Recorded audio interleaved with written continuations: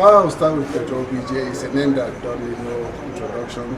This Coach OBJ. Once you say the name, I don't have to say much about it. Nigeria basketball is like the grandfather of basketball, Coach OBJ. My name is Isar Umar. I'm one of the students for the past 20 years. So enough of introduction, I say. Yeah, I think what we need to start is going back to the basic, the grassroots. Everybody say that. If you look at it, we don't have any program for the kids. Under 12, I don't know how you categorize it. We need to go back to that, then we'll start developing it at that level. Because you get to a certain stage, you become uncoachable. At that age, you'll be able to learn the basic skills. It's not just running and jumping. So at that age, you don't even think about dunking the ball. You just listen to coaches, do your drills, and improve from there. So if we have those categories, we can start doing under 8, 12, 16. So by the time they are playing under 16, the fundamentals is already in them because of ball repetition over and over. It becomes part of them. So we have to go back to the grassroots and develop basketball in Nigeria. Okay. Right now we have a process where we probably got more players right now in the various 36 states than we can manage. And right now, my belief is that this new board is going to tackle all of the real problems. And the major problem is that basketball is not connected with the institution. And we need basketball to be in the school system. Not only basketball, all the sports. So that we can, once we identify someone, we can program that person within the school system. Right now, even if we identify the person is basically on his own. So people can come from anywhere, grab him and take him to a situation where he can't even develop again. So sports have to really now be involved, and I think this board have enough connections and influence that they're going to be able to, not every school. You see, we got, even in the university, we're talking about university, we got over 100 universities in Nigeria. If we had 20 universities that were doing basketball, another 20 doing football, another doing athletics, we're going to get the people that are going to be able to bring our nation to the limelight. And then all of the young people, the ones that we say catch them young or grassroots, they will filter into those institutions and be trained. As they are training for a profession, they're also preparing to be national recognized athletes with a profession that will take them after these sports. And so right now, I believe right now we have enough influence, because as you see this young man standing next to me now, he went through the university. He is well qualified, whether he does basketball or doesn't do basketball, he's qualified to take care of his life and his family. And these are the real issues. And we got so many more like him that are looking for the opportunity to give back to Nigeria. And we are going to put in that process so that they can give back, not only back to Nigeria at the national level, but to their local areas, and be influenced and be an influential person to go to their secondary schools and do something even in their secondary school that they left. I remember in those days we used to have inter-secondary school, Navy games. There's so many different competitions where there are 7 up. I can't remember most of them. I can't remember, but definitely we played 5 to 6 tournaments every year. At our own level now, we just can't sit down and just say, oh, these are the federation members, fix basketball. We need former players, former coaches, ideas coming. Bring in your ideas to help us. We don't have answers to everything. OBJ is my coach. Once in a while I call him, hey coach, can we do it this way? I don't just want to sit down and fold our arms and say, okay, we have a new board, do your magic. We need all hands on deck. to work together collectively to promote basketball. Ideas. Some people are paid to create ideas. You might know something that will help them. Oh, coach, listen to him. We might agree to disagree on issues, but when it comes to basketball, why am I here? I have so many things to do, but basketball, it's just a round ball. I can't even imagine for a second my life without basketball. Seriously. It's a fraternity that we are born into. You know, growing up, when you see those senior team play, or the elders play, you see them dunking, you get excited. The first thing you want to do is grab the ball and go dunk. So when you get people that encourage you, you know what, just don't go dunk. But after that, work on your footwork, work on rebounding. Then you started connecting the dot. You're like, you know what, if I practice more, I can do it. That's how it started. Before I know it, I didn't even know. Went to US, they said they need a big guy. So you want to travel? How was it?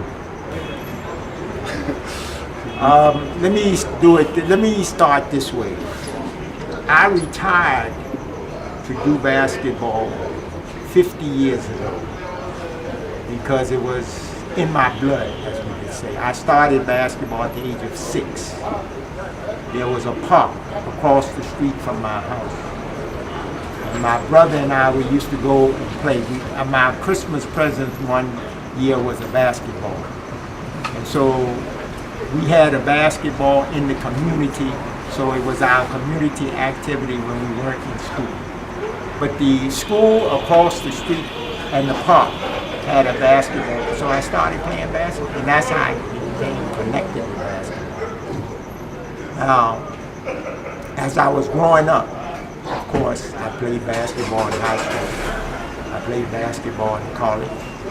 I played basketball in the Army. And when I came out of there, I played basketball in the city. I did not play in the NBA.